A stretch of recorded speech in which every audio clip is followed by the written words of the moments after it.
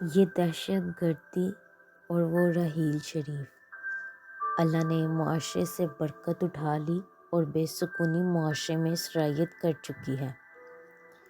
پشاور کی مسجد میں بہیمانہ دہشت گردی کا بھیانک واقعہ۔ ٹانڈا ڈیم میں 16 بچے ڈوب کر جاں بحق۔ لسبیلا کے قریب بس کھائی میں گر گئی، 42 افراد بس کے ساتھ آگ کا رزق بن گئے۔ پاکستان میں امن کا گلستان آج پھر جھلس رہا ہے۔ چین اور سکون کے خیرمن کو عفریت نگل رہا ہے۔ پشاور کی مسجد میں بہیمانہ دہشت گردی کا بھیانک واقعہ ہمیں بدقسمتی کی تاریک کھائی کی عمیق گہرائی میں لے جاتا نظر آ رہا ہے۔ ایک دم سے ہم بے برکتی اور زحمت کی دلدل میں کیوں دھنسنے لگے؟ اوپر تلے ایسے واقعات آخرکار کس شامت اعمال کا نتیجہ ہے؟ پشاور میں پولیس لائن جو عام بستیوں سے کہیں زیادہ محفوظ ہے، وہاں دہشت گرد مسجد میں دھماکہ کر دیتا ہے۔ اب تک 100 سے زیادہ لوگ جاں بحق ہو چکے اور پونے 200 زخموں سے چور ہیں۔ انہی دنوں کوہاٹ کے قریب ٹانڈا ڈیم میں 16 بچے ڈوب کر جاں بحق ہو گئے۔ ان کی عمریں 7 سال سے 14 سال کے درمیان ہے۔ یہ مدرسے کے بچے تھے۔ کشتی پر 40 افراد سوار ہو گئے۔ اوور لوڈنگ سے یہ حادثہ پیش آیا۔ اس حادثے سے ایک روز قبل کوئٹہ سے کراچی آتی بس لسبیلا کے قریب کھائی میں گری۔ بس میں ایران سے سمگل کیا جانے والا 2000 لیٹر پیٹرول تھا، جس میں آگ لگی اور 45 میں سے 42 افراد اس بس کے ساتھ آگ کا رزق بن گئے۔ اسلام آباد میں کم شدت کا زلزلہ بھی انہی 3 دن اور 4 روز کے درمیان آیا۔ مسلم لیگ نون کے سینیٹر آصف کرمانی نے سینیٹ میں اس واقعے کو دہراتے ہوئے کہا، اللہ تعالیٰ ہم سے ناراض ہے۔ دہشت گردی پھر سر اٹھا رہی ہے۔ قرون اولیٰ میں اللہ کی نافرمانی کرنے والے عبرت کا نشان بنا دیے گئے۔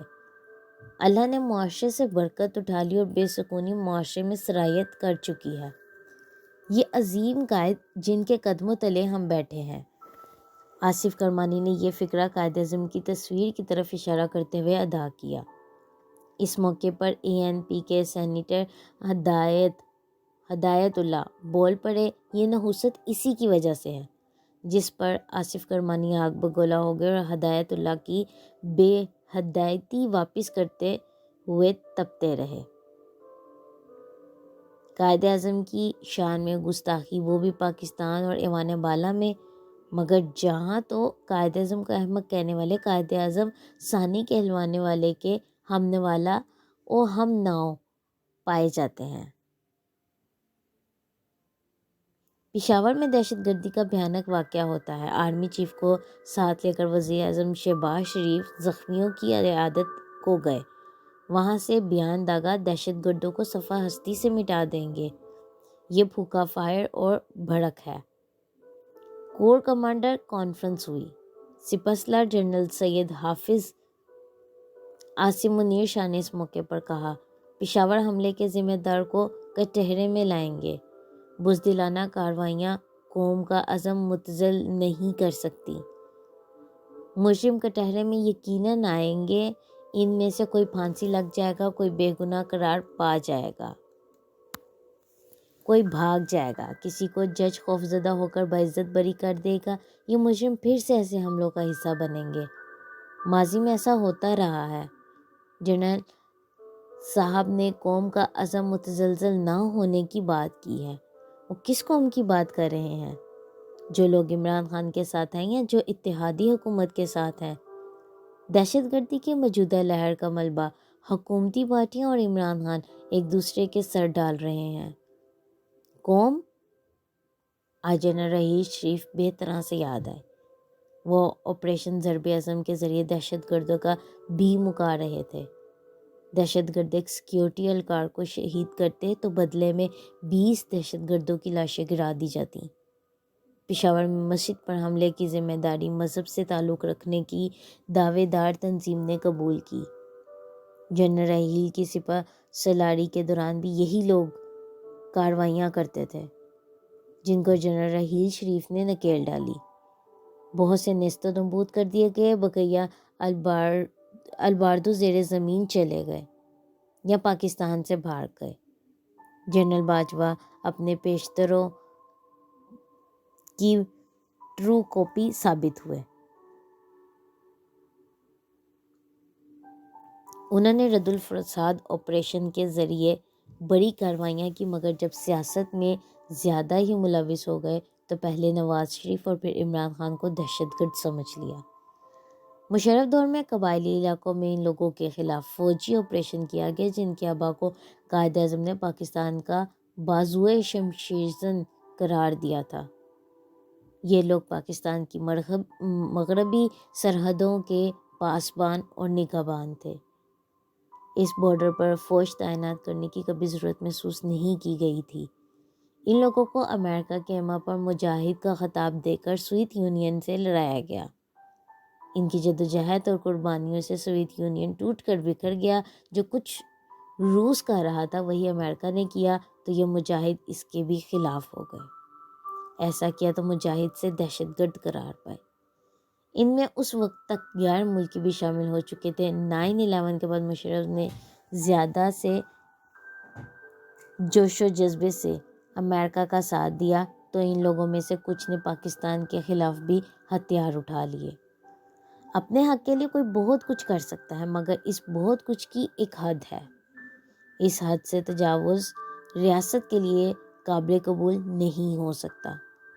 آپ مذاکرات کریں، احتجاج کریں، مگر تشدد اور اس حد تک کہ پولیس اور سیکیورٹی اہلکاروں، GHQ، ISI head quarter, air bases, naval base پر حملے جن میں پاکستان کے اور اورین طیارے بھی تباہ ہوئے، یہ کس کا ایجنڈا ہو سکتا ہے؟ بھارت کا یقیناً، جبکہ کچھ حلقے اسرائیل اور اس کے ناجائز بیکار نام بھی لیتے ہیں۔ مذہب کے نام پر کچھ نوجوانوں کو گمراہ کر کے خودکش بمبار تیار کرائے گئے۔ ان ایجنڈوں کی ٹرپ میں ہمارے کچھ بڑے بڑے دانشور اور علماء اور علامہ کہلانے والے بھی آ گئے، جو کتے کی شہادت کا فتویٰ دیتے رہے، مگر مولانا سرفراز نعیمی جیسے علماء کی دہشت گردوں کے ہاتھوں شہادت پر خاموش رہے۔ خاموشی بھی ان کا احسان ٹھہرا، اور نہ تو ان شہداء پر بھی دشمن دین کی تہمت لگا دیتے۔ اس لیے بہتر یہی تھا کہ وہ خاموش رہتے، نہیں تو وہ شہداء پر دشمن دین کی تہمت لگا دیتے۔ وہ لوگ اب بھی موجود ہیں جن کو قائد نے بازوئے شمشیرزن قرار دیا تھا۔ وہ پاکستان کے خلاف ہتھیار بند کبھی نہیں ہو سکتے۔ ریاست کے خلاف ہتھیار اٹھانے والے ایک تو مٹھی بھر ہیں، دوسرے ان میں بدیشی بھی ہیں، تیسرے کچھ وہ شکیل افریدی کماش کے مقامی ایجنٹ بھی ہیں۔ یہ ماضی میں پاکستان کی جڑیں کاٹ رہے تھے جن کو جنرل راحیل شریف نے کاٹ کر رکھ دیا۔ اس دور حکومت نے مذاکرات کی بے پایاں کوشش کی، اپوزیشن نے بھی ساتھ دیا، مگر جس نے گھر جلتے دیکھا، بچوں کو مرتے ذبح ہوتے دیکھا، وہ کس طرح خنجر بدست صفاق لوگوں سے مذاکرات کی میز پر بیٹھ جاتا؟ پاکستان کا ایک آئین ہے، کیا جن لوگوں سے مذاکرات کرنے کی حسرت تھی انہوں نے پاکستان کے آئین کو تسلیم اور سرنڈر کرنے کا عندیہ دیا تھا؟ نہیں، بالکل نہیں۔ وہ اس وقت اور اب بھی ایسا کرنے پر تیار نہیں ہے۔ ریاست اور اداروں کے خلاف زبان درازی کرنے والوں سے صرف نظر یا صرف نظر کیا جا سکتا ہے، مگر ان خلاف ہتھیار اٹھانے والوں سے کیسی رعایت، کیسی بات چیت، کیسے معاملات طے کرنے کی آرزو کریں؟ قاضی فائز عیسیٰ نے آج ہی کہا ہے، دہشت گرد آج 2 کل 5 بندے ماریں گے، ان سے مذاکرات کیوں؟ ریاست کے آج بھی ان کے لیے دروازے کھلے ہیں جو تائب ہو کر آئین کی بالادستی کو تسلیم کرتے ہوئے ہتھیار پھینکیں اور قومی دھارے میں شامل ہو جائیں۔